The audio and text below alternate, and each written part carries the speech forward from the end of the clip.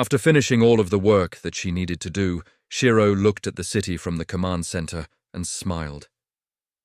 There haven't been any more cases of assault towards the demons, and the prisoners have been released.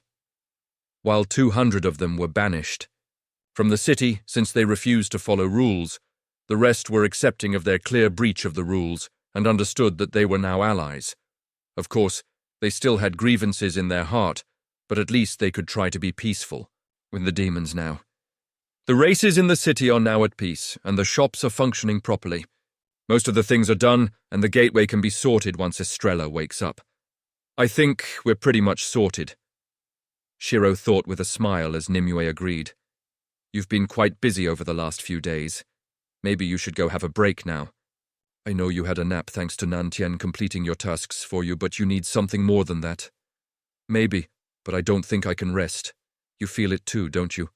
Shiro asked as her smile faded. Sigh. Yeah, I can.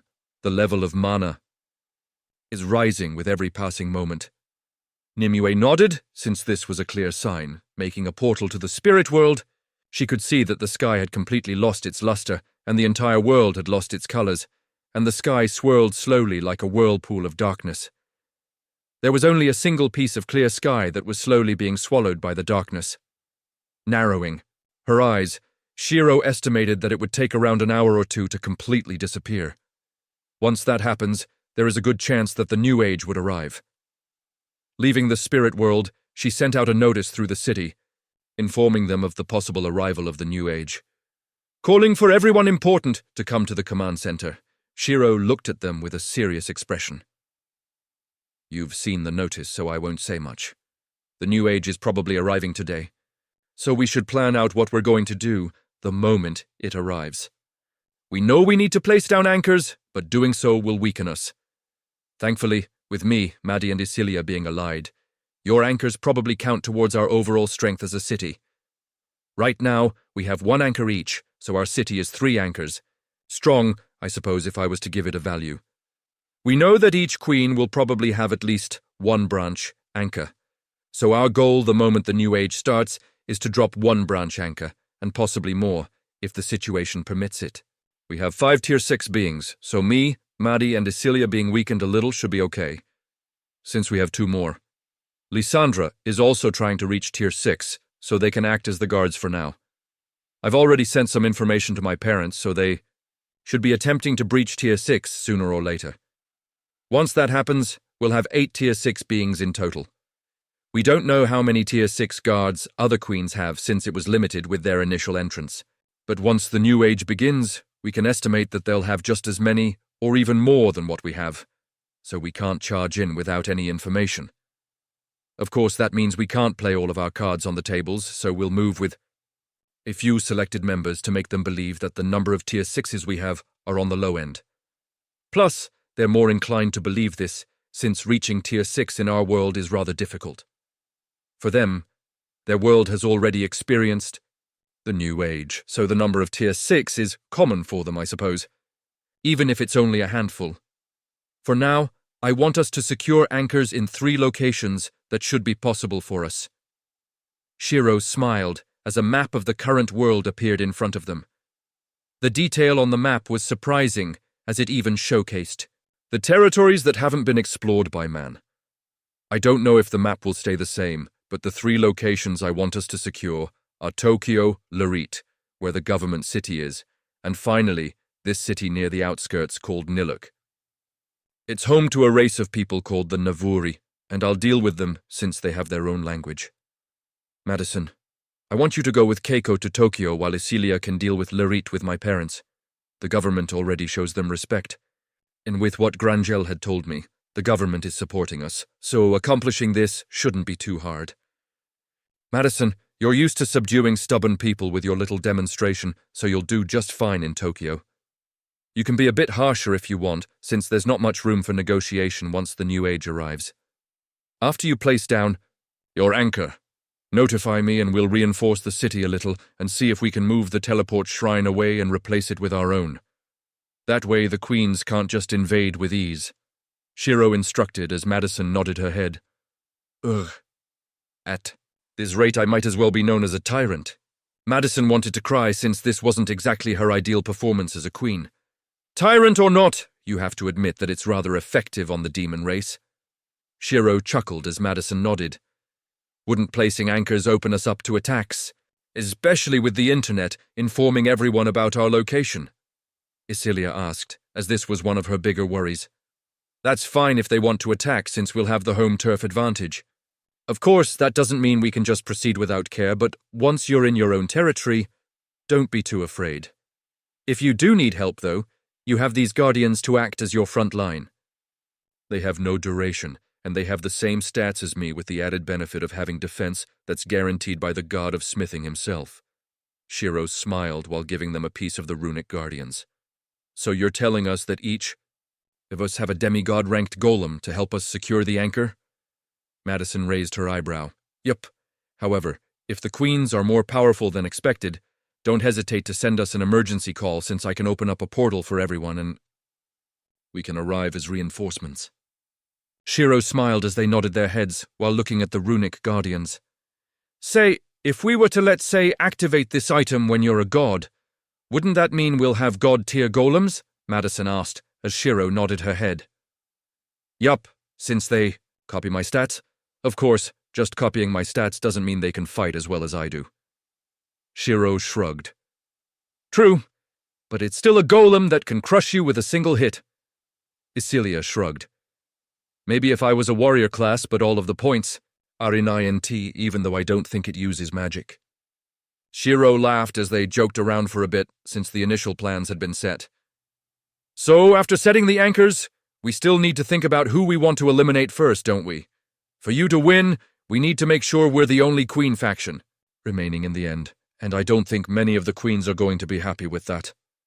Nantien asked, as Shiro thought about it for a moment. Let's stick with the plan of taking out the Beast Queen first. She's the only one that we have information on after all, Shiro suggested. For the attack on the Beast Queen, me and Nantien will take the vanguard first, since we only know where her branch anchor is. If we can track down her other anchors, we'll be able to eliminate most of her strength quickly. After securing the first anchor, Isilia, I want you to help me with a bit of research so that we can potentially track down her other anchors using the branch anchor as a reference. Since they empower here, there's definitely a signal that we can use to track her down. Shiro smiled. Sounds fun. We'll have to do it quickly, though, since she'll definitely bring reinforcements to kill us. Isilia chuckled. It'll be fine. If that happens, we'll just fight it out with her. Shiro smiled. Talking for a little longer, their conversation was cut short when all of their systems rang at one. The tutorial for this garden has officially ended. Some information regarding the age of demons and gods will be distributed for date. For those that aren't queens, it is in your best interest to ally yourself with one and survive. For the queens, the system wishes you luck. Welcome to the age of demons and gods. May you survive to the end. Right after the notification was given out, an unidentifiable magic circle spread across the sky, and Shiro could only watch in shock. The sheer amount of mana and divine energy that was being radiated from the magic circle was something she had never sensed before. Compared to when she saw Nyx and Chaos, the magic circle seemed more powerful. Since the city was floating in the sky, they weren't affected, but Shiro could see the earth below them quake. Mountains started to collapse as large ravines opened up. Clutching her head, Shiro couldn't help but feel dizzy from the amount of mana and divine energy she was sensing. Glancing back at the party, she could see that they were also having some difficulties. Shaking her head, she quickly left the command center and floated above the city. From what she remembered seeing when she peeked into Vulcan, the God-Slayer's memories, this was just the start of the transformation. Suddenly, large pillars of light erupted around. The world as three appeared above the city. Recognizing these to be the lights that showed where the anchors are, Shiro frowned at the sheer number of pillars that she could see in this world. As the lights faded, the stars in the sky were erased from sight. With just a blanket of midnight blue, a lone moon shone softly. Lava started to flow out of the ravines that opened up in the ground as the land was torn apart. Seawater floated through the cracks and created a split in the land as strange landforms appeared in the world, replacing the land that was previously there. From trees that seemed to be made from crystals to caves that have been formed by rapidly cooled lava, the world continued to change around them. Suddenly, a few of the islands were ripped from the sea and started to float into the sky. Golden arches and buildings slowly appeared as Shiro understood that it was a ruin from another world. Ura! A draconic cry could be heard as a large dragon head appeared from the lava.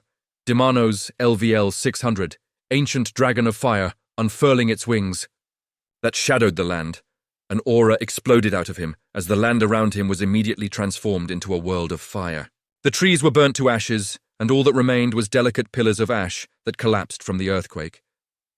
The mountains were transformed into volcanoes which erupted immediately, sending hot ash into the clouds. Lightning flickered within the clouds as the dragon stood in the middle of this hellscape like a god of destruction. Furrowing her brows, Shiro immediately transported the city away, since fighting here would be bad. Plus, with the world changing rapidly, they didn't know if more monsters would appear near them. Teleporting the city to the sea, Shiro was shocked at the sheer number of monsters that had appeared in the sea. Armored creatures with luminescent lights around their bodies could be seen swimming around, crushing the previously believed powerful monsters with a single bite. Ronbo's glancing up in the sky. Wyverns and dragons seemed to become a common sight as they would swoop down and hunt these armored creatures and drag them out of the sea. Swiping her hand, she saw that the internet was going crazy, as countless pictures and live streams showed the absolute chaos happening in the world right now. Tall buildings collapsed around them, while the ground would break beneath their feet. In some places, the world would be frozen over as a giant furred. Beast could be barely spotted in the blizzard. Its glowing red eyes seemed to be able to freeze anyone that it saw as countless statues of frozen adventurers filled the streets. Portals would open up randomly as monsters spewed out of the openings and drag civilians into their mouths, crushing them apart before spitting some unwanted flesh out to the side. The casualties are definitely past the millions now, Shiro thought with a frown. Indeed, and it doesn't seem to be stopping anytime soon, too. Nimue furrowed her brows. Raising her hand up, Shiro created a giant sword of nanobots before slashing it to the side, cutting apart one of the sea monsters that had jumped out of the water, in an attempt to take a bite out of the city. Watching the body fall back into the water, Shiro could see a swarm of monsters eating its corpse as blood tainted the sea. With the world changing, it was hard to find a good place for the city right now, so she quickly camouflaged everything so that they won't get attacked. Raising the turrets, Shiro had them shoot any monster that got too close. Glancing down at the city, she could see the fear in the people's eyes as the humans were pale at the sight of civilization being destroyed with such ease. Landmarks, historical sites, and famous places were being shredded apart, and there was nothing they could do. The government was trying their best to evacuate everyone to a safe location that they had previously prepared, but quite a few of the bunkers collapsed during the earthquake, so safety was quite hard to find right now. Thankfully, the city of Asheria was airborne, so it wasn't affected by the world changing below them. Seeing the destruction, the people that had been arrested before couldn't help but feel grateful that they were allowed back in the city. If they had to survive down there, the chance of death was quite high. Things aren't looking good, are they? Nan Tian said as he appeared next to her. He was still clutching his head from the pain, but he recovered enough to converse with her.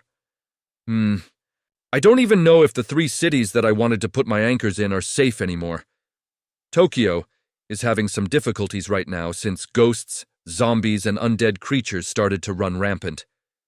The cities that have anchors placed in them receive a barrier of sorts that prevents destruction, but monsters still spawn nearby, so it would be up to the Queen to protect them. If only we have placed anchors in the 3 spots earlier, we could have prevented a lot of deaths. Shiro frowned, since this change was more destructive than what she had expected. Let's just hope that they can find a way out. Nantian sighed, since there wasn't much they could do. While the city could expand and Shiro can gather more people, how many will they be able to save out of the billions of humans in the world? That wasn't including the other races as well. Biting her nail, Shiro glanced over at Nantian. We're going to make a move. While we can't get too many people, the best we can do right now is to eliminate the monsters that are surrounding the Yui. Cities, help me contact the pilots that can pilot their mechs properly right now. The more powerful they are, the more overwhelmed they'll be by the mana and divine energy. Sheena and the others might be out of commission right now. Shiro frowned as Nantian nodded. I'll see what I can do. Where are we going first? He asked, as destruction was happening everywhere in the world. It doesn't matter. We're going to be traveling through the world quickly and dispatching the mechs where we can. Once they're done, they can teleport back to the hangar. I'm already getting the drones to add a return function to the mechs right now. Shiro ordered, as her face was completely serious. Flexing her fingers, a portal opened up in front of them. Teleporting to New York, they were going to provide as much relief as they can for the people. Disappearing from his spot, Nantian rushed towards the military so that he could find the right personnel for the job. While this was happening, the rest of the party had recovered somewhat as both Madison and Isilia could immediately start clearing the monsters in New York. Sending them down with some protection just in case, Shiro had Asheria fly towards the Yi. Next city. Both Madison and Isilia can teleport back once they're done. The main thing they had to remember was that they had to deploy reinforcement to as many of the cities as they could.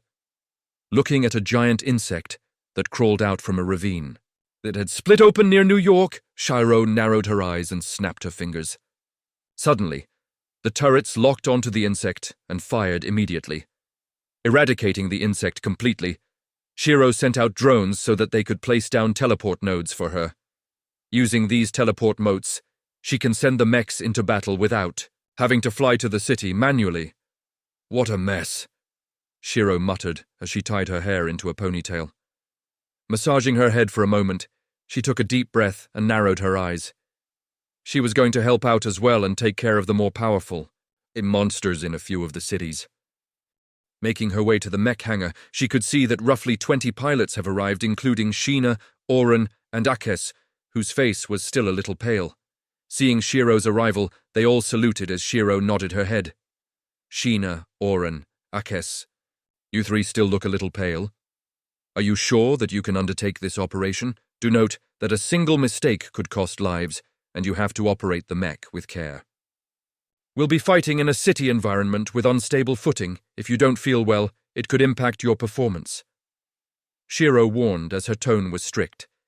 Seeing this, the three of them flinched for a moment since they could tell that Shiro wasn't going to be accepting a mediocre performance. With so many people in danger, their actions could hinder things if they're not careful. Thinking about it carefully, Sheena looked at Shiro with determination.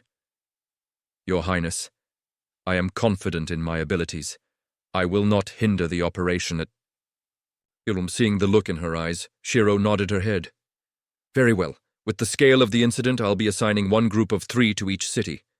You'll work in 3-man cells in order to deal with the monsters that have appeared in the cities. You need to remember that saving people is your main priority, so don't chase after any monsters. Just help the people evacuate, and if there are, no bunkers, bring them back to the city. There's not much space, but I can expand a little if needed. Shiro instructed as they nodded their heads. Good. Since Sheena, Oran, and Akes are the only ones with proper training in specialized units, you'll be using them for this operation.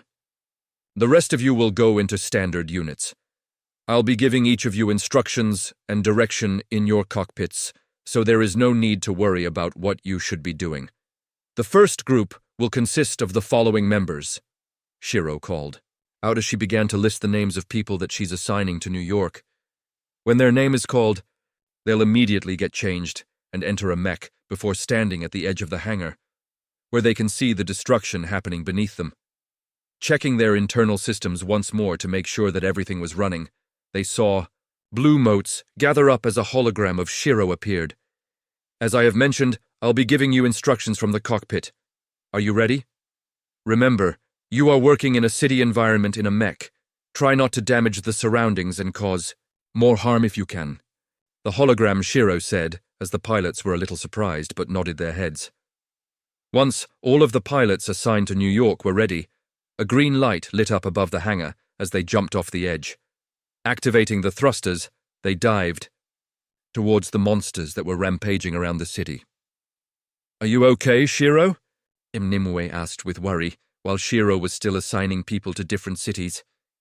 "No. Yeah, I'm fine. I have done something like this before, so it's a bit difficult, but it's not that bad." Shiro forced a smile. Not only was she suffering from a headache thanks to the abundance of mana and energy that flooded her senses, she was also splitting her focus across all the pilots and giving them information on their surroundings. Plus, she was controlling the drones to scout out each of the cities and prioritize the ones that are in most danger.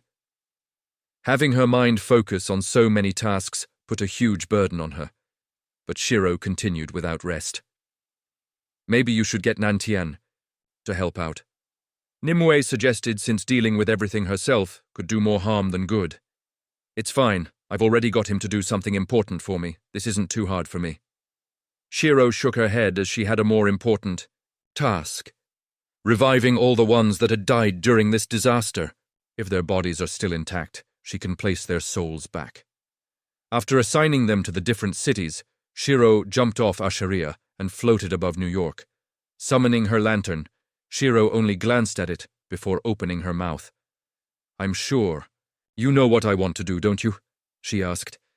"Indeed I do. I'll try not to harm them when they arrive." The ancient terror laughed as Shiro only shrugged. There was a slight problem, though, once she activates her skill. Requiem of the Demi. "Goddess, it'll be on cooldown for 2 weeks, and it takes 90% of her mana along with a full charge of true spirit nature. Raw novas, there wasn't a need to give them all the buffs. They just needed to be revived. Even half health would suffice." Closing her eyes, Shiro started to modify her spell as gold and white Tier 6 magic circles started to appear across the sky. "Please let this work," Shiro thought as she continuously restructured her spell in order to decrease the cooldown and requirements. Today was supposed to be the day that we moved into a safe city. My mum had worked hard in order to save up, but when we arrived, the world started to crumble. Buildings collapsed, the ground broke apart, and people died in front of me. Sitting next to my mum, I only watched as people ran away while monsters chased. "Please, run," my mum asked with a weak voice. Looking to my side, I could see that she had her entire lower body crushed by fallen debris. Even if I became a high-level adventurer and moved the debris out of the way, she won't be able to walk. "There's nowhere to run, Mum. Monsters are everywhere." "I might as well stay here with you," I replied as my mum started to cry. What was supposed to be a great day became the worst day of my life. I could see powerful magic circles appearing all over the city, but I guess it was probably more monsters. Activating spells. Hearing a rumbling sound, I saw a monster charging towards us while ripping the road apart. People that were in its way were sent crashing to the side before being turned into a puddle of blood. Shaking my head, I hugged my mum and closed my eyes. "Bang! What the hell are you doing? Don't give up!" a voice shouted out after a large crash. Strong winds tried to blow me away, but I was able to stand my ground. Looking up, I was surprised to see a giant robot wrestling the monster before stabbing a sword through its neck and cut it in half. "Stop giving up, there is still hope. Her Highness is working on a spell to help everyone, so don't give up." The same voice shouted out as it grabbed the debris and moved it to the side. Looking at the mangled mess of my mum's legs, I gritted my teeth and put her on my back. I tried to be careful since she'll be feeling a lot of pain. When I glanced back at the mech, I wondered about who created these robots and who was piloting them. I suppose I wanted to be a pilot too. Even if I'm not a strong adventurer, I'll be able to help out people too. Watching the mechs dash through the city while killing monsters and helping people, Shiro could see that the rate of casualties had decreased dramatically, clasping her. Hands together, her mana surged as divine energy erupted from her body. "I'll give everyone a second chance after I revive them. Should they suffer a lethal injury after being revived, I'll absorb the impact before redistributing it using shared burden. With so many people in the city, it'll be akin to feeling a prick on the finger." Shiro forced a smile as the spell activated. Boom! Activating simultaneously, a golden barrier appeared around the city, as everyone within this barrier started to heal. Those that had been turned into a puddle of blood revived before looking around in confusion. All of their injuries disappeared. Shiro closed her eyes to block out the pain that she was feeling. Even after reviving them and eliminating the obstacles in their way, some will still receive injuries from falling debris. A golden barrier would prevent them from getting hurt, but the pain would return to Shiro instead.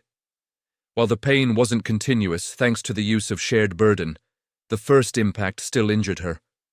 With life fire constantly burning around her, the wounds closed as soon as they appeared, but Nimue knew that the stress Shiro was placing on her body increased. Divine Support Class. Spell created. Would you like to name the spell? Name it later. I don't have time for this. Just tell me. The requirements and the cooldown. Shiro retorted as the system changed screens immediately. Divine Support Class spell, Protection of the Goddess. In a designated area, no one shall die, and all the damage is transferred to you instead. Those that die will be revived, and those that suffer lethal injuries will be fine. Requirements. The caster must be the recipient of all the injuries. Duration. 2 hours. Can be deactivated early. The pain and backlash will increase the longer. The barrier is activated. Cooldown. 1 day for each barrier charges, equal to grace. Reading the skill. Shiro furrowed her brows, since it meant that both grace and this skill shared the same charges. If she was to use Requiem of the Goddess, both grace and protection of the goddess would be unusable. However, right now, this skill was more efficient compared to grace, even if it was limited to 10 cities right now. Just as she tried to move, blood rushed up her throat as she noticed a large wound open up on her stomach. Furrowing her brows, she quickly healed herself. Seeing the countless wounds appearing on her body while her HP decreased past her recovery speed, Shiro furrowed her brows. Spitting out some blood, she took a deep breath and calmed herself down. I can mark down 9 more cities. Right now, the levels of the cities are changing, with powerful monsters appearing all over the place, so I should prioritize the higher level. Her thoughts were cut off when she felt a large force crash into her body. Gritting her teeth, she glanced down at the city and saw that a kid threw himself in front of a monster to save their friends. While the thought was good, all of them got hit, so the damage was transferred to her. Seeing that they didn't suffer any damage, the kids continued to run into the monster. Nimue was infuriated, but seeing that Shiro didn't do anything, Nimue stayed silent. Holding her arm, that was being torn apart and healed, Shiro shook her head. I suppose it makes sense for this skill to be so cheap in terms of cost. Any pain and backlash will be transferred to me, regardless of the intensity. Shiro thought to herself. She was grateful for the skill's shared burden, since the damage was transferred equally with all the citizens, so they barely felt a thing. Had it not been for this skill, her HP would have been emptied out so long ago. Barely making her way back to Asharia, she had it moved toward the next city as more mechs were being deployed, activating a second barrier. The number of injuries that Shiro suffered was increasing with every second. Shiro, you should stop. Nimue frowned, since what Shiro was doing was nothing short of self-destructive. If she continued, the damage that she sustains would exceed her healing. Runobes, it's fine. Hopefully they would understand that they don't need to fight. Just run, the mechs will deal with the monsters. Shiro replied with a shake of her head. After placing down the third barrier, the injuries prevented Shiro from moving easily, as her flesh would be torn apart. Taking deep breaths, Shiro wondered what else she could do to reduce the casualties. If it was before, she would have ignored the deaths and focused on killing the monsters. Shaking her head, she forced herself to stand up. Just as she did this, a green aura wrapped around her body as the pain faded away for a moment. Raising her eyebrows, she glanced towards the city and saw Sylvia standing there with a forced smile. Sorry it took so long. I've gotten used to healing with this headache now. Sylvia forced out as she slammed her staff down. Damage reduction buffs and healing buffs appeared around Shiro as she regained proper control of her body. If it wasn't for Nan Tian telling me that you're destroying your body, I wouldn't have even known that you used such a destructive method. Sylvia shook her head. Is that so? Shiro chuckled. He knew that you were determined, so the best thing we could do is provide you with as much healing as we can. We can't make a barrier that stops them from dying, but what we can do is heal you like crazy so that you don't even feel the pain. Sylvia smiled confidently as countless magic circles appeared in the city. They ranged from as low as Tier 2 all the way to Tier 5. All of them were healing spells that were dedicated to Shiro, and if they ran out of mana, they had the full restore potion that could be bought from the shops. Looking at the city, Shiro couldn't help but feel happy that her efforts weren't for naught. Let's save as many cities as we can then. I only have 10 barriers that last 2 hours, and 3 of them have already been used up. However, I don't believe that I can't make stronger healing spells with your help. Shiro smiled confidently as she had the support of the city on her back. As Shiro was placing down barriers in different cities, Nantian decided to stream everything to the world. He knew that people were challenging monsters thinking that gods were on their side, but this was actually the work of a single girl that didn't want them to die. She was okay with damaging her body as long as it gave them an opportunity to run. Seeing the kids and adults die without regard for the damage infuriated Nantian, as they were indirectly harming Shiro.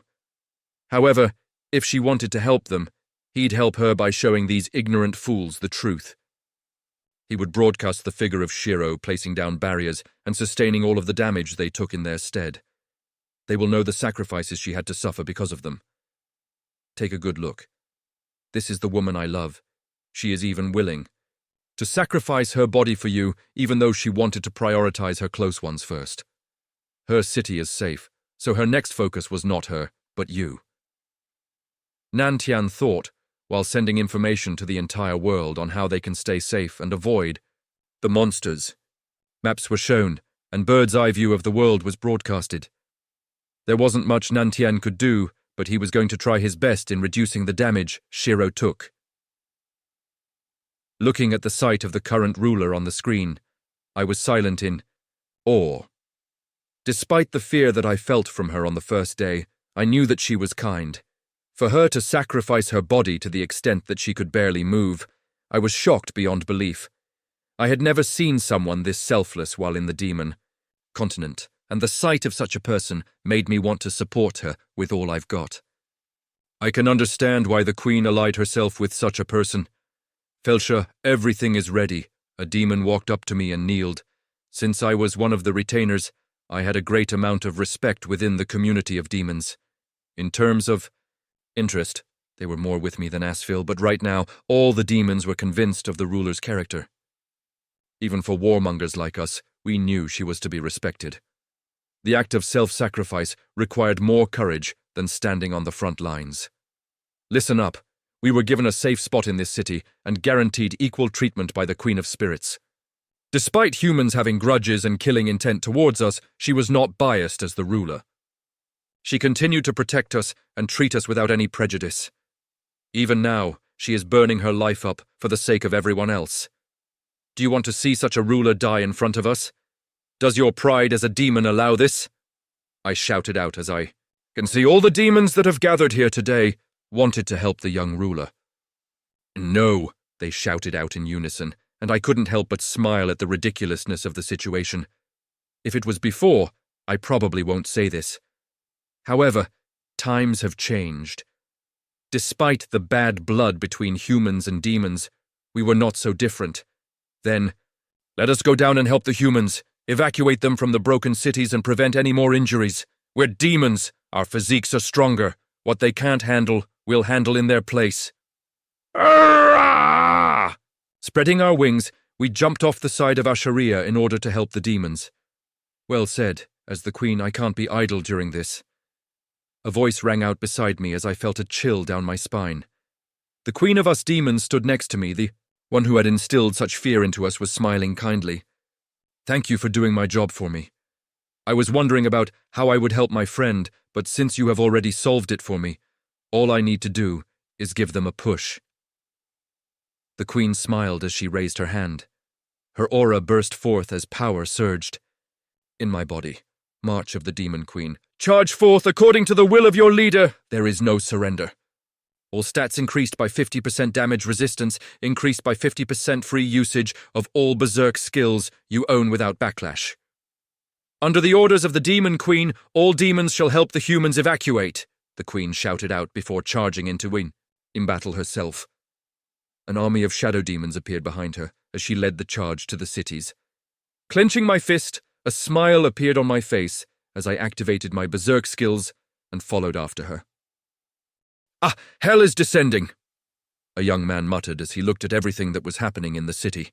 The sky had lost its luster, the ground was breaking apart, and monsters were appearing left and right. There seemed to be no safe place in this world at all. The best thing they could do was keep running. How goes the evacuation? He asked as one of his subordinates kneeled near him. We're trying to organize a safe retreat out of the city, but the appearance of the monsters are making it hard. They're blocking our way out, and fighting them only draws more monsters in. I see. I'll escort it personally then. Come with me. He replied as he hopped off the building. Reinforcing his body with magic, he flickered towards the blockage with a sword in hand. Weaving through the city that he grew up in with familiarity, he found the monsters eating the citizens that were trying to leave. Gritting his teeth, fire erupted out of him before condensing onto his sword. Breathing out a mouthful of steam, his speed increased, leaving behind a trail of light thanks to the fire on his sword. Poochie! Cutting off the head of the monster, he cut the rest of the monster's body up before glancing back at the citizens. Keep moving. Don't stop. Once you get out of the city, you'll see some soldiers. Follow them and they'll escort you out of the danger area, he instructed. Nodding their heads frantically, they followed behind him. Looking at the countless corpses that were littering the ground, he gritted his teeth since there was nothing he could do for them.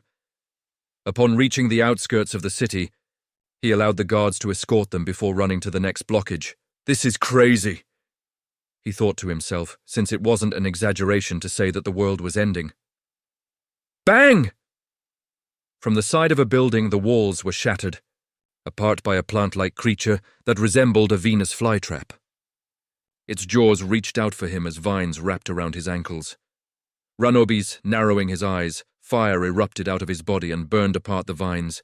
Twisting his body, he slashed towards the jaws of the monster. Upon contact, his flames were extinguished.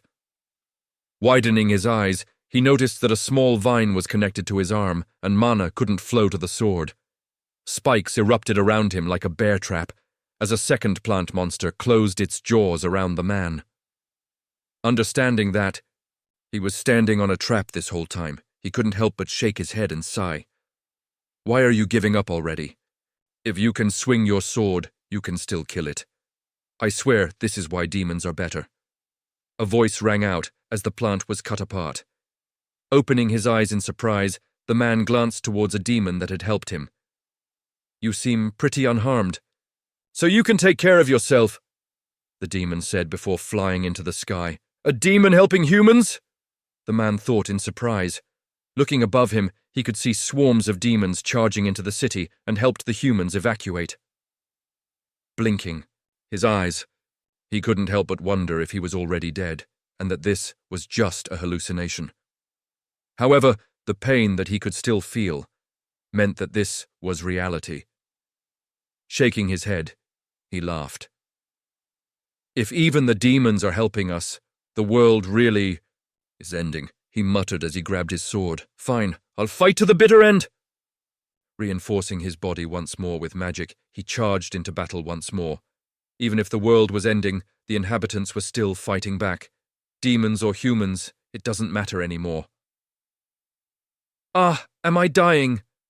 A young woman thought as the last thing she could remember was the world crumbling apart and her body being crushed by a stampede of monsters. The pain of having her bones pulverized and skull crushed was still fresh in her mind. Looking down, she could see the entire city being destroyed as her body felt weightless. Her hands were transparent, and she understood that she was dead. She had wondered how ghost-like monsters appeared after people died. It was probably in this state that they felt a large grudge which transformed them into monsters. Fascinating, the woman thought. Of course, this was all to distract her from the reality of her being dead, Unfortunately, it didn't change the fact that she was still dead. Tears welled up in her eyes as she didn't want to die. Her family was still out there. She wanted to see her mother again. She wanted to apologize to her father. She wanted to play with her brother. She didn't want to leave them behind. However, the world was cruel, and she was one of the unfortunate ones to be killed. As her tears fell, a warm figure embraced her body. "Don't die. I'll give you a second chance. Please just run." A feminine voice called out as the woman paused. Looking back, she could see a faint silhouette that gave her a gentle push on the back. As her body fell towards the ground, she got a good look at the figure. She had long white hair that stood out against the dark sky, and a pair of red eyes that looked at her with pity. Before the woman could even say anything, she woke up in her body that should have been destroyed. Touching her body, she noticed a golden barrier surrounding her body. "You have been revived by the demi-goddess Shiro. You have received protection of the goddess. While in the barrier, you will not die or suffer injuries." Reading the notification, the woman was shocked. "A demi-goddess," she muttered. She knew that gods were real, since people received their blessings. But she had been personally revived by a demi-goddess. Sitting there in a daze, she didn't notice a monster creeping up on her as it unhinged its jaws and bit her head. Widening, her eyes on shock, she could see the golden barrier stopping the teeth from reaching her. A sword suddenly decapitated the monster as the woman watched a demon flick the blood off his sword. "Can you stand? You've received the protection of Her Highness, but all of the damage is being sent to her. Please don't waste any time since her power is limited," the demon said as he kneeled down and offered her a hand. Despite the strangeness of the situation, the woman nodded and accepted his help. Is Her Highness called Shiro?" the woman asked, as the demon nodded. While she's not our ruler, she is the ruler of the home we live in. Don't waste this chance." The demon smiled as he rushed to help the next person that had been revived. Digesting the information, the woman clenched her fist and quickly ran to the edge. Remembering the face of the girl that had revived her, the woman gritted her teeth. "I'll survive.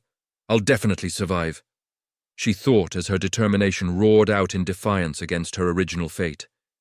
She didn't know what kind of god had helped her, but the fact remains that her life had been saved.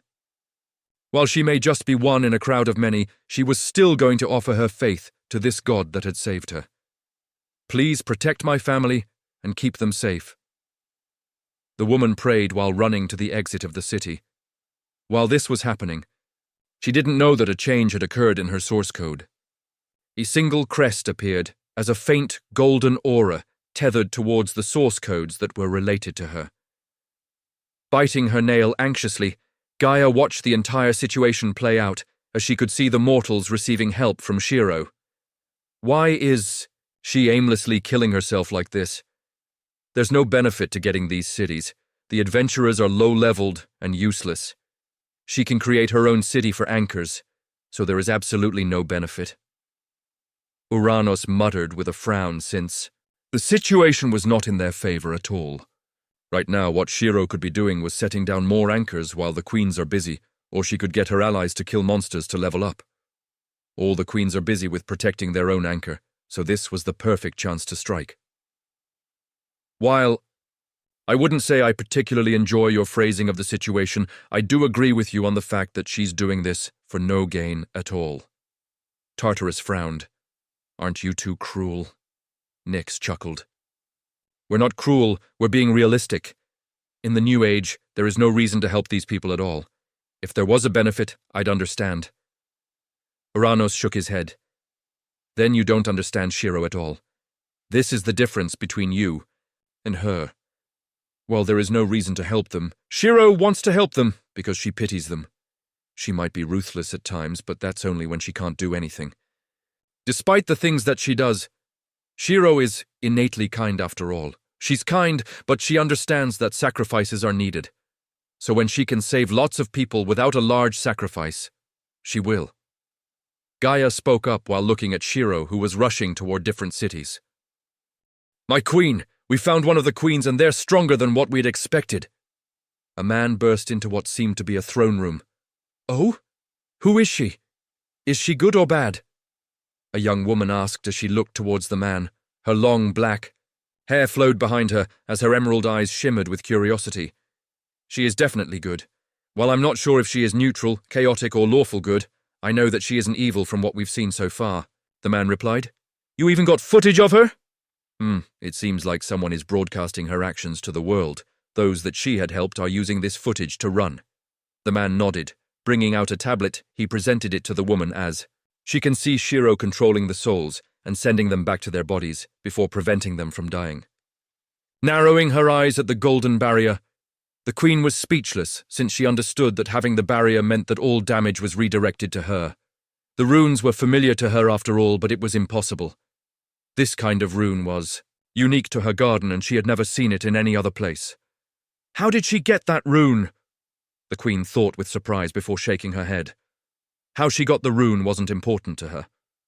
What's important was that she was reviving them, not as undead, but living, breathing people. Their souls weren't changed, but fully restored.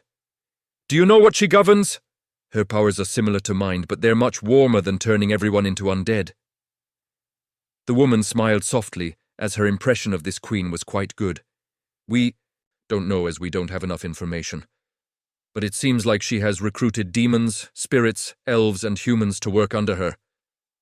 Oh. Isn't that similar to what we're trying to do? The queen raised her eyebrow. Indeed. Perhaps we should send a messenger over to her once the transition period is over. The man suggested, make that our priority once the transformation stops. For now, though, let's also do our part. While we're protecting a few cities with our anchors, she's even helping those that don't have anchors. We shouldn't lose to her. Help me lead some people to the cities without anchors and help out. I'll protect the city by myself. The queen smiled. Hearing this, the man frowned. Are you sure? It's fine. The more monsters we kill, the more guards we have. In a battle of attrition, I take the advantage against these monsters. The queen smiled as a green fire appeared in her palms. Waving her hand, a tier 6 magic circle appeared before her as the dead corpses started to move. Their flesh started to sew themselves together. After a few short moments, all the monsters that died were revived as undead. Ah, I want to meet this queen. She thought to herself as Shiro's power was what she had initially desired. While raising the dead was close, they still weren't proper living people. Without her anchor, she couldn't maintain everyone like this. However, if this new queen could help her, they could properly revive the people that she turned into undead. Who the hell is this queen? Is she really using her resources for others? What a fucking joke! A woman narrowed her eyes as she sat upon a mountain of corpses. Perhaps, but it seems like the humans appreciate this gesture greatly. I suspect that she'll be able to bolster her ranks once the transformation ends. Man replied, as the woman clicked her tongue. What's the point of surrounding yourself with weaklings that do nothing? If there was a powerful being in those cities, I'd understand it, but this is just ridiculous. Regardless, keep an eye on her. For her to save this many people, she's definitely got a plan. Maybe it'll be a mass sacrifice, ha ha ha ha! The woman laughed as she slammed her hand down. Suddenly, a golden fire erupted out as the pile of corpses disappeared in an instant. Let's go. We got a few more ancient dragons that appeared nearby. The woman grinned as her fiery red hair fluttered behind her. After placing down all 10 of her barriers, Shiro focused on developing a new mass healing spell with Sylvia, since there was a limit to what she could do in terms of revival. Ranubes, the best thing she could do now, was give them so much healing and defense that the monsters can't even harm them. Of course, they couldn't deploy the city's healers, since they were focused on her.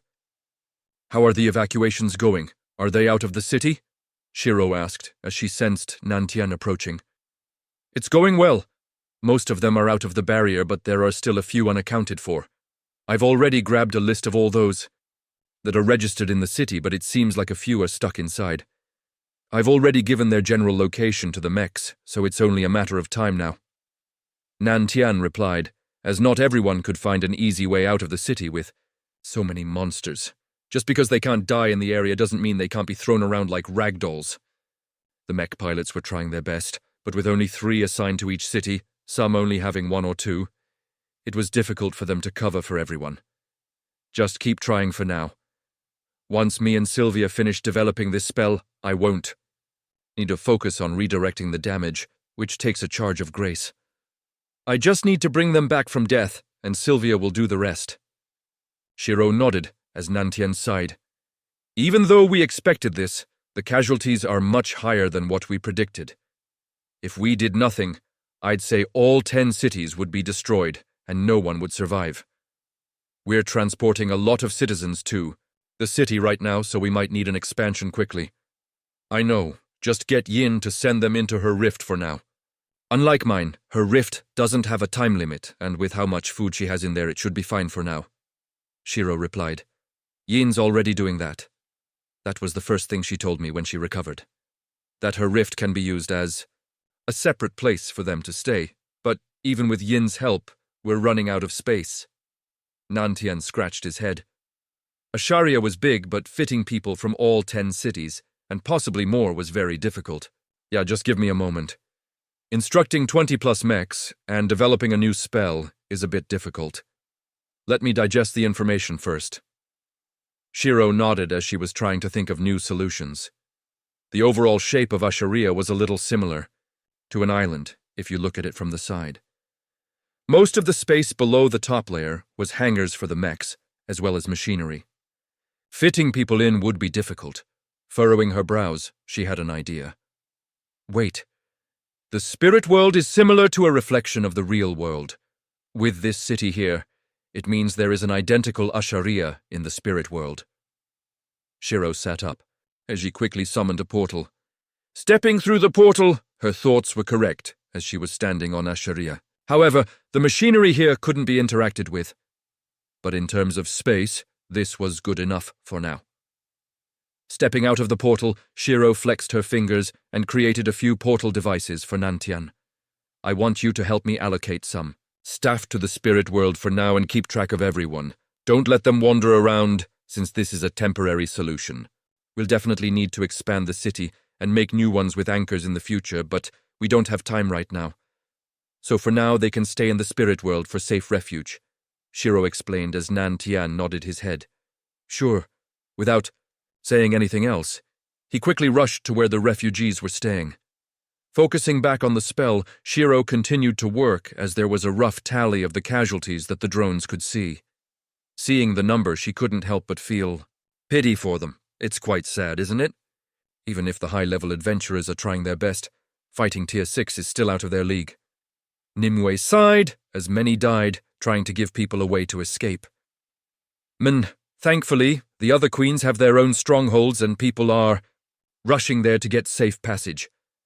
Unfortunately, the queens are asking for a contract in order for them to stay. Shiro thought with a frown, since they were exploiting this disaster. Clicking her tongue, she marked down the queens that were exploiting people so that she could pay them a visit later. For the next hour, Shiro and Sylvia continued to develop the healing spell, and progress was extremely fast. So far, 3 cities have been cleared, but 7 of them are still in great danger. The mech pilots responsible for those 3 cities had been spread across the 7 remaining cities as a backup, but it was still taking them a while due to the increase in spawn for the monsters. Sheena, Oren, and Akes are doing well with their specialized units, but their performance is below expectations. If they could fully utilize the power of the specialized units, then they could each take a city by themselves. Shiro thought with a frown. They are fighting at a disadvantage right now. Nimue reminded. I know. I'm not blaming them, it's just that the situation is unfavorable.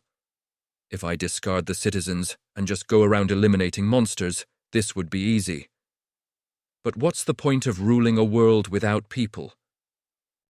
Shiro shook her head, as the easiest way was not always the best. Hearing this, Nimue stayed silent, as what Shiro said was true to an extent. There were more cities out there, but saving these 10 could give her quite a few benefits. She could already see some of the expressions of people that she had saved, and they were grateful for her mercy. Are you able to bring me and Ati out? We're both divine spirits, and our powers are related to healing. We can provide a decent amount of help, Nimue suggested. Since Ati was young, he won't be able to provide as much as he wanted, but at this rate, anything was helpful, no matter how small. Actually, I've already added my part of the magic circle. If you two work together with Sylvia, you should be able to develop the healing part of it without me being here. Since my main healing is grace, which we don't want to use, along with life fire, which Ati has, it's more beneficial to have you two take my place. Shiro muttered as she summoned both of them next to her. Sylvia, develop the healing portion. With Nimue and Ati has life fire, and maybe something even stronger since he is a divine spirit of fire, and Nimue has been taking care of my body. She's a divine spirit of water, and she possesses healing properties. They can take my place in this, while I go out and help out a little.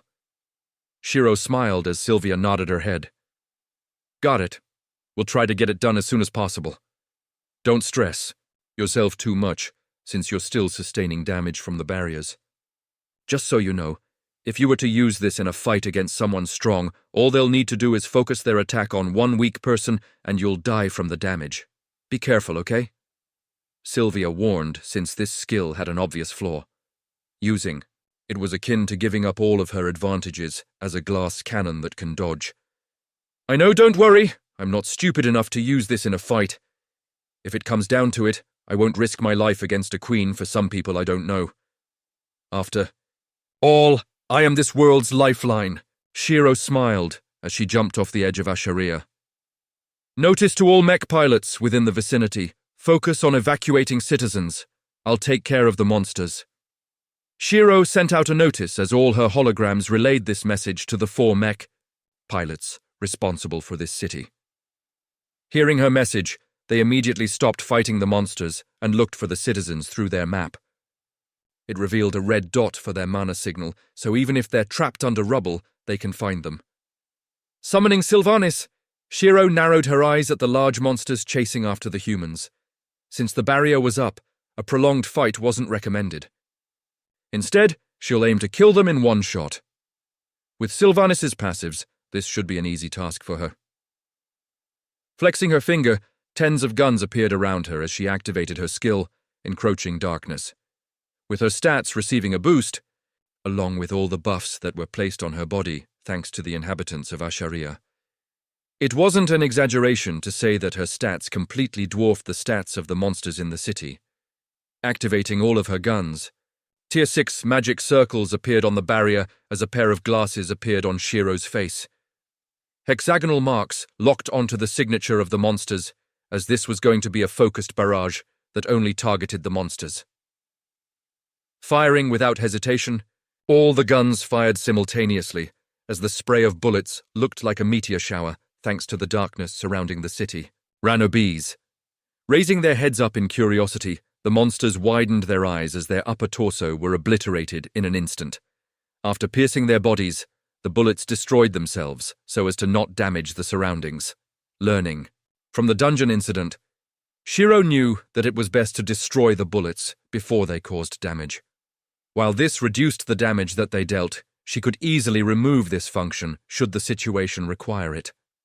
After firing her guns, she immediately sensed a wyvern-like monster charging towards her from the sky. Sylvanis Active Effect 3! Infusing 2% of her mana into her sword, she activated the third effect, which allowed it to shift through space in order to hit the target. The wyvern that wasn't even close to hitting her paused in the air as its body was cut in half. There's still quite a few monsters left, Shiro muttered as she was about to deal with them when one of the pilots contacted her. Your Highness, we have a situation on hand. One of the civilians is not cooperating. The pilot reported as Shiro frowned. What's happening? He keeps insisting on dying and has been trying to kill himself. The pilot replied with some difficulty, since suicide wasn't an easy thing to deal with. Hearing this, Shiro frowned and closed one of her eyes. She could see the man with despair in his eyes trying to stab himself with the sword. But the golden Imberia was stopping this. Pausing for a moment, Shiro opened her mouth. "Are you sure you want to end it all? If you keep living, there is a chance for you to turn things around," Shiro asked, as her voice was broadcasted from the mech. "You're the one who revived me, aren't you? Please just let me go back. Everything is over," the man asked as tears started to fall. Seeing this, Shiro sighed. She will help people, but if they wanted to end their lives by themselves, she wasn't going to interfere. She didn't have the time to convince this man otherwise. If he wanted to die, she'd respect his wishes. "Are you sure? This is the last time that I will ask. If you truly want to end it all, I will undo the barrier for you," Shiro asked. "Yes." The man smiled as Shiro nodded and flicked her finger. Shattering. Like glass, the golden radiance around his body disappeared as he closed his eyes and ended his life in a swift movement. "I hope you have a better next life," Shiro thought with a shake of her head. There were going to be people like this in the new age, ones that didn't want to go on. She couldn't avoid this fact. "Go help the rest of the people. If they are like this man, report to me and I'll deal with it," Shiro said as the pilot nodded. While she didn't understand those that wanted to take their lives, something must have happened for it to lead up to that point. Even if she wanted to help them, she was going to take the neutral stance in that situation and respect their wishes. Looking at the horde of monsters that were still spawning, Shiro knew that they weren't going to end for a while. Massaging her neck, she charged towards the monsters in the distance. "Arg!" Even though we had the goddess's protection, me and my sister weren't able to run. The monsters threw us around like ragdolls. We didn't feel pain, but the sensation of being tossed around was not enjoyable in the least. Looking at my younger sister, that was pinned against the ground, my heart ached. We couldn't be harmed, but we had no strength. I was foolish. When we were revived, I should have taken my sis away as quickly as possible. Running towards the monster, I realized that I had made a mistake. Even if we can't be harmed, it didn't mean the monster couldn't swallow us. We were too weak to even do anything in its stomach and could only wait for death. Before the monster could swallow me, a flicker of white appeared behind it and obliterated its upper body. Recognizing it to be the goddess that had saved us before, I was speechless. She hugged my sister and made sure she was okay before opening a portal. Next thing we knew, we were in a crowd of people in a huge hangar. Did the goddess save us again? My sister asked as she looked up at me. Yes. If I could be as strong as her, or maybe something close, then I can help people like she did, I thought to myself. After helping kill the monsters along with evacuating the citizens, Shiro received a report from Nantian saying that the Asharia in the spirit world has enough space for another city or two worth of citizens, but after that it'll be full. Hearing this report, Shiro couldn't help but furrow her brow, since she'll need to make more versions of Asharia if she wanted to keep saving more people. However, a city like Asharia needed a huge power source. Even with her capabilities, keeping a whole city like that afloat was ridiculously hard, and it was only thanks to the anchor that this was possible. With the increased mana production and divine energy generation, this city could float without her interference. If she wanted to make another city, she'll need to first make a branch anchor before making a city around it. We've only got one last city to go, so we should be good for now. I'll expand Asharia first, so that there is another layer below the main city where the refugees can stay for now. Once I finish that layer, we should be able to transfer the citizens in the spirit world to Asharia, Shiro replied.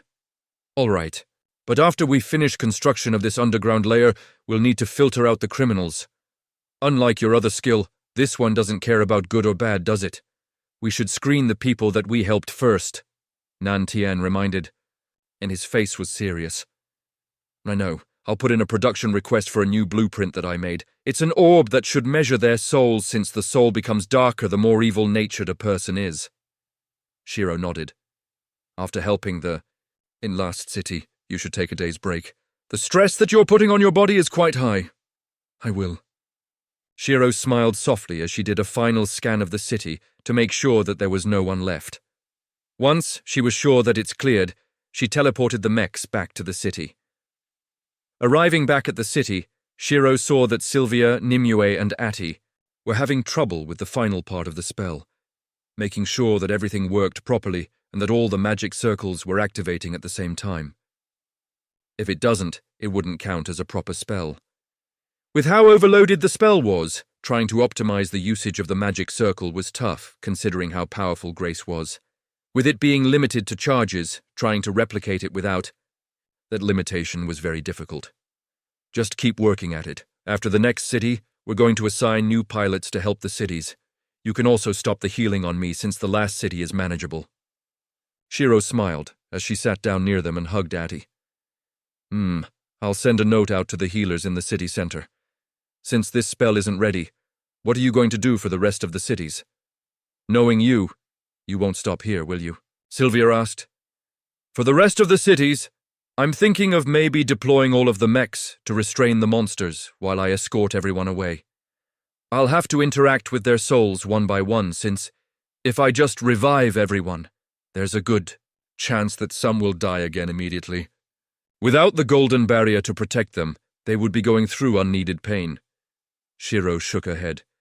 That's very inefficient. I'll try to get this spell done quickly. Sylvia frowned. I'm counting on you. Shiro smiled as she wasn't, unsure how long this transformation period was going to last.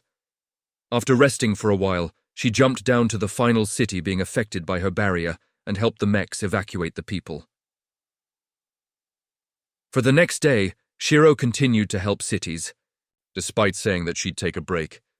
While taking care of the cities, she was also expanding the size of Asheria so that it could accommodate more people.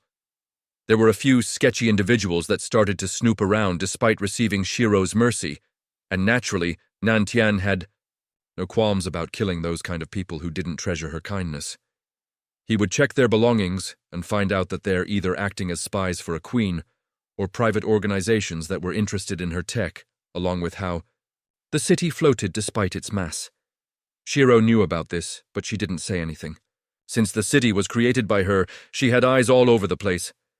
Nantian was dealing with it, so she decided to trust in his capabilities. After all, he wouldn't do something that harmed her interests. Of course, there were a few people that were shocked at Nantian killing people, but he only told them that they were planning to sabotage this city, which was the partial truth, and this calmed them down. Quite a few of them expressed dissatisfaction since they still tried to harm Shiro, despite the fact that she had actually risked herself to help them. Those kinds of people didn't deserve a second chance. In addition to this, a few of them expressed interest in joining the army, and Nantian replied that they need to first resolve the issue of space, along with the constant influx of refugees being teleported. There were small fights breaking out over conflicting opinions, such as stopping the entry of more refugees since they were running out of space, but the police dealt with them accordingly. There was a strict no-violence policy right now since that would just waste manpower on small bickering. After the first warning, should they continue, they'll be kicked off the city. Nantian knew that this is what Shiro would have done since this was already a tough situation, but they were still causing trouble, which infuriated him to no end. This warning caused them to quieten down, since no one wanted to go back out there where death could be looming around every corner. Doing so was no different from suicide. While Nantian was sorting out the refugees, Madison continued to lead the demons to help the cities alongside Shiro. The views towards demons in the city improved greatly thanks to this, and the humans that were already residents were more accepting towards them. On Obes, of course, Madison had a small talk with a certain someone that took charge in her place, but decided to let it go for now, since there were more important matters. Hierarchy was strict amongst demons, and that fact that she could take charge was not the best situation she could hope for. Punishment was required. As for Sylvia, Nimue and Ati, 15 hours after they started, they had finally gotten the spell to work. The mana-to-heal ratio was also very good thanks to Nimue and Ati, so they could keep the spell up for much longer. The range of the spell was surprisingly big, since it's not an area of effect spell. Rather, anyone that has been marked will be healed. With Shiro being able to target people through their mana signals, marking them was easy. Plus, it automatically marks them if Shiro revived them, using her control over souls. Sitting on the edge of Asheria, Shiro drank her juice as things were calming down a little. She noticed that the spawn rate of monsters had decreased and the natural disasters were stopping. Most of the land has been changed to match the monsters appearing there, such as frozen tundras or burning hellscapes. So far, Shiro had helped a numerous amount of cities, but she wasn't able to get all of them. To her city, with the natural disasters stopping, she made underground bunkers instead. You should rest now. I heard from Nimue that the stress you put on your body during the past few hours has been ridiculous, Nantian said, as he sat down next to her. How is she doing? Shiro asked. She's helping out with distributing food. This transformation stage should be ending soon, so you can rest now, Nantian replied. The system has been a little quiet, but it seems like things are updating. I'm guessing that things will catch up once the transformation ends. After all, my EXP is still pending. Shiro chuckled softly since her level has been paused for now. I'm guessing that you'll probably receive quite a few titles during this. Nantian chuckled softly. Meh. I guess I'll sleep for a few hours. After I finish sleeping, I'll work on making some branch anchors for more cities. Shiro yawned. In that case, I'll filter out those that are evil-natured. We don't want those kind of people in the city, after all. Nantian smiled as Shiro nodded. Thanks. Teleporting out of the area, she face-planted into her bed and fell asleep immediately. Looking at the rations laid out in front of me, I couldn't help but sigh at the state of things after a single day. The life we knew had ended. Cities were destroyed and reduced to ruins, while monsters roamed around every corner. Glancing around the campsite, I looked at the caravan that I had been leading, made up of all the people we evacuated from the cities that crumbled apart. Asher, what are our next plans? My friend called out as he sat next to me. I was never good at leading people, but since I was the highest level and I managed to get everyone out safely, I was chosen as the caravan leader. Unfortunately, this also means that I'm the one who will be blamed should anything go wrong. Let me think. With how many rations we have, if we're careful, it should last us around 2 weeks or so. It's risky to go for teleport shrines since they're surrounded by monsters. Who knows if we'll teleport into a more dangerous nest of monsters? Are you able to access the internet? I asked. After the cities crumbled, some regions lost access to the internet and weren't able to find out about the situation in other cities. When we evacuated, we were still able to use the internet. But once we got far away, our connection was severed. Finding our whereabouts along with what's happening in other places is going to be hard. Not yet. The connection is still broken. He sighed with a shake of his head. Have the scouts found anywhere that could possibly have a connection established? I asked curiously. We've been sending scouts for the past few hours now since we need to map out a route for us to travel that yields the best results. No, they haven't. Currently, the north is filled with snow and frozen beasts that can kill you. In a single swipe. They're recommending that we go south. South is probably the territory of fire-type monsters. Compared to the ice-based ones, the fire-based monsters are more volatile and aggressive when it comes to humans. We'll continue east for now. There should be a few villages on the way there. If they haven't been destroyed yet, we might be able to find more people. If it has been destroyed, we'll be able to get some supplies if we kill the monsters there. Since it's not a city, the levels of the monsters should be much lower, I replied. All right, I'll relay the message. Haste, what's even happening anymore? My friend scratched his head as he ate his rations in frustration.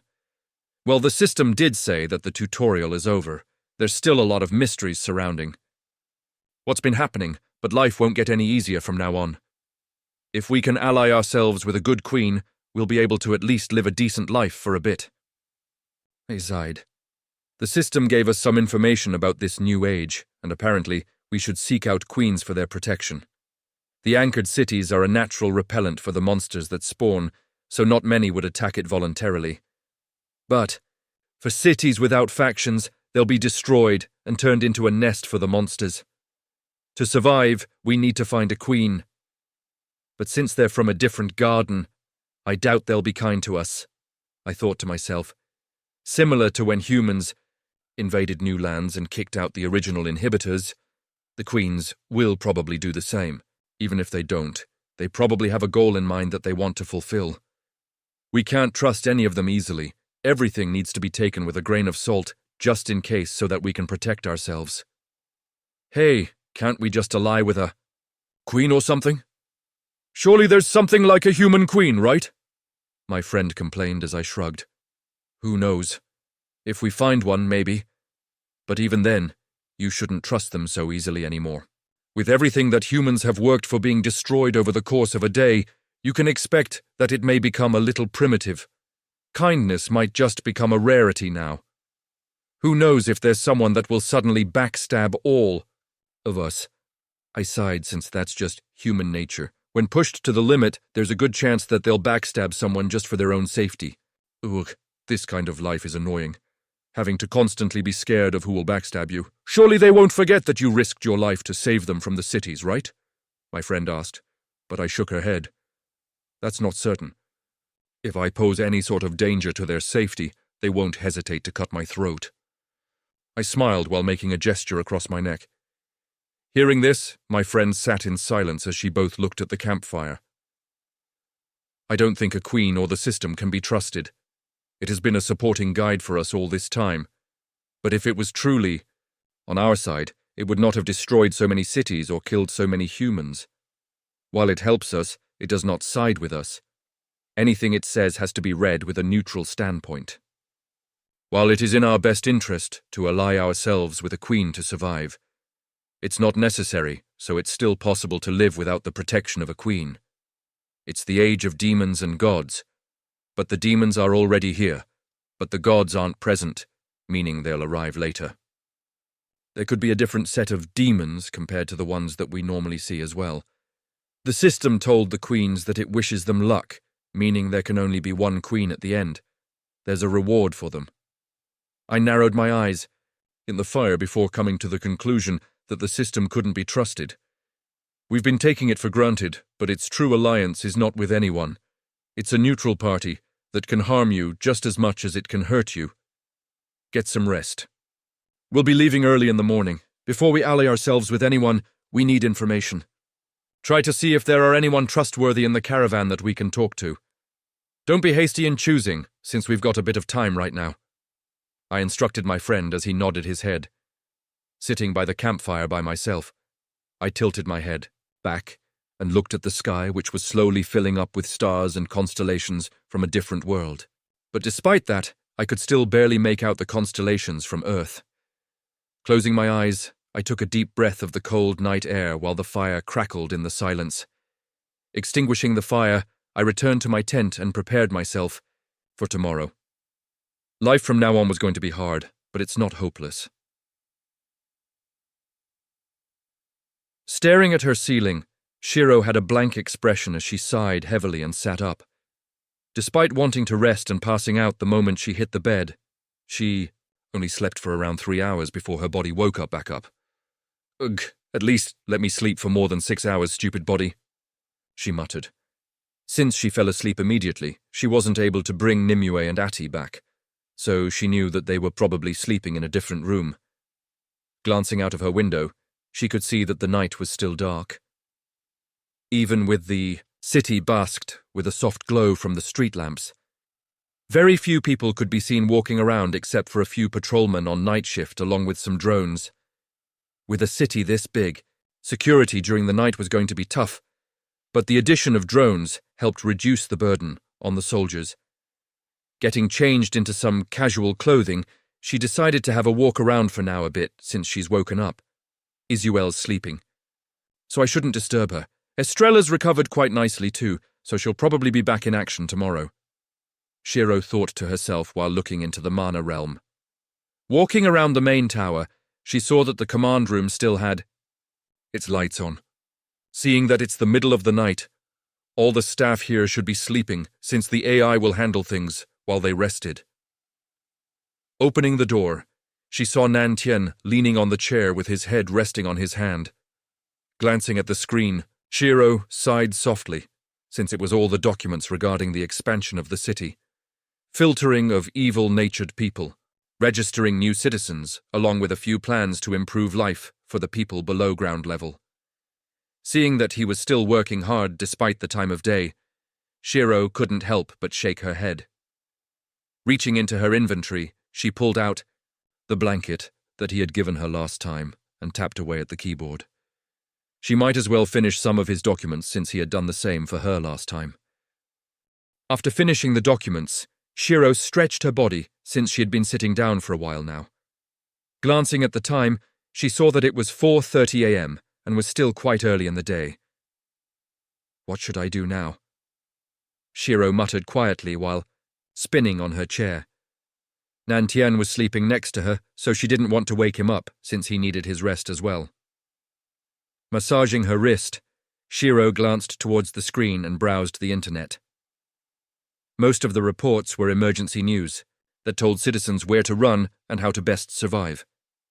There was even news saying that several regions have been prevented from accessing the internet, and how they are sending scouts out to place signs for people to follow so that they can find shelter. Reading a few of the more recent posts, Shiro narrowed her eyes with a small frown, since most of them were queens, having the humans recruit more refugees into their camps with the promise of safety. One of the biggest recruitment attempts was through Black Monarchy and the Beast Queen.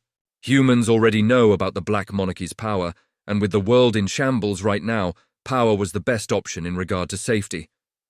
Plus, everywhere she looked, there were posts that showed people how to reach the Beast Queen's branch city. All of them are branch cities. To think that she's already created 5 branch anchors. Her power must be quite low right now, but with her power over beasts, I can guess that she's probably taken over the monsters that spawned and used them as puppets. Fighting her would be dangerous considering the level of those monsters. No wonder she was able to become powerful in the future. However, if I used Sylvanas' power, I'll be able to challenge her to a one-on-one. Leaving the area shouldn't be too hard either. Shiro thought to herself, since this was a good chance to take care of a big danger. The only problem that prevents her from carrying out this plan is the fact that she doesn't know where the main city is. That will be where the main anchor is stationed, and if that was harmed during the fight, a queen would lose a large portion of their strength. That's why most queens wouldn't reveal the location of the main city, and the information is sealed off, since it's a big risk to expose your weakness. Unlike Asheria, the city can't be moved, so her anchor is stuck there. My future self told me that I shouldn't underestimate the Beast Queen, so there's a good chance that even though she might seem weak with all the anchors that she placed early, she'll be able to turn the battle with ease. Shiro leaned back while clicking through the pages. There was a post about the estimated casualty ratings, and seeing the number caused Shiro to sigh heavily, and the damage done to society was huge. It is estimated that roughly 2.5 billion people died on the first day alone. Even if she saved a few million, it was nothing on the grand scheme of things. Chew. Clicking her tongue, Shiro sighed before scrolling down. Just as she did this, her hand paused, seeing a familiar face on the thumbnail. It was a picture of her when she activated the barriers to save as many people as she could. Flinching slightly, Shiro hesitated before clicking on the link and found a video that showcased everything she did. Don't die. I'll give you a second chance. Please, just run. Seeing the video of her saying the message that had been transmitted to all those inside the barrier, Shiro felt like her soul had just died 3 times over. Bear! Why did I say please? Fuck! I seriously look like what? The light goddess did back in Aria. Shiro cringed inwardly as she said that in the heat of the moment, so that they would actually run away, rather than ramming their heads against the monsters that they couldn't kill. Hell, if she was any more emotional, she might even shed a tear. Clutching her head, she wanted nothing else but to just roll around and erase the post. However, there were some benefits to keeping it on, so she decided to just grit her teeth and do nothing for now. What's wrong? Izuel yawned as she was woken up by Shiro's cry. Ahem. It's nothing, you can go back to sleep. Shiro forced a smile as Izuel nodded her head. Looking back at the post with a blush, Shiro saw the comments and shares continuously increase as her embarrassment only seemed to grow. Gritting her teeth, she clicked at the comment section. In clicking off the comment section, Shiro didn't want to say anything about their weird obsession with feet pics, but at least they were still in the mood to joke around despite everything that has happened. I guess it's somewhat good that their mental health is okay, Shiro thought, while suppressing the goosebumps that appeared on her arms. Shaking her head, she continued to browse the web a little while before turning it off, since most of the information on what to do in this situation. Most of the people that are joking around are currently living in the cities protected by other queens. With the internet being cut off for most of the people out in the wild, it's going to be hard to help the ones in most danger. I guess patrols will have to become mandatory, Shiro thought to herself while getting some juice out of her inventory. Yawn. Hearing a yawn beside her, she saw Nantien waking up. Morning, did you enjoy your rest? Shiro smiled as Nantien raised his eyebrow in surprise before chuckling. Man, I did. The first day has been rather busy after all, Nantien replied as he sat up and saw the blanket on his body. I suppose I owe you a thanks. He smiled. It's fine, just returning the favor. I don't have much, but what do you want to eat? Shiro asked as she could make a trip down to the cafe to make something. Plus, she was a bit hungry too. Don't worry about it. You don't need to trouble yourself. You've been working hard for the past day after all. Min. Oh, seems like you've seen the post. It's been reposted a few times, but your popularity seems to be quite good. Nantien chuckled as Shiro shrugged. Not my favorite kind of popularity, but I guess it's something. Shiro's smile twitched as she remembered what she had seen in the comments. Min? What do you mean by that? Nantien asked as he clicked on the post. Before Shiro could even stop him, he saw the comments and paused. Glancing over to Shiro, he could see her looking away with a faint blush on her face. It's weird. Shiro spoke up, since the fetishes of the people in the comments were rather extreme. You seem quite loved. Nantien couldn't help but laugh when he remembered that she didn't like masochists. Despite her sadistic nature, she was put off by masochists. Considering how some of the comments involved asking her to step on them, it was understandable. I'd rather not be loved by them. Shiro looked at the comments with disgust. Well, you're the queen of the people, and even a goddess. It's only natural that they love you. Some might have a few impure thoughts, but that's to be expected considering your appearance. Nantien laughed as Shiro rolled her eyes. If they expressed that in front of me, they can say goodbye to their lineage, Shiro replied, pretending to throw up. And what if it's a woman? Nantien asked. I don't discriminate. Man or woman, I'll end them both if they try to force themselves on me, Shiro replied while standing up. Cracking her neck, she sighed and wanted a change of air so that she could forget the comments she had read. Let's go to the cafeteria then, shall we? Nantien offered as Shiro nodded. Sure. Since the chefs are still sleeping, do you want to cook or shall I? I'll cook. I've been studying a little after all. Nantien smiled. However, just as they took a step out, they received a notification. The transformation of the garden has been completed. The system will resume all its functions. Your rewards have been distributed. Multiple titles gained.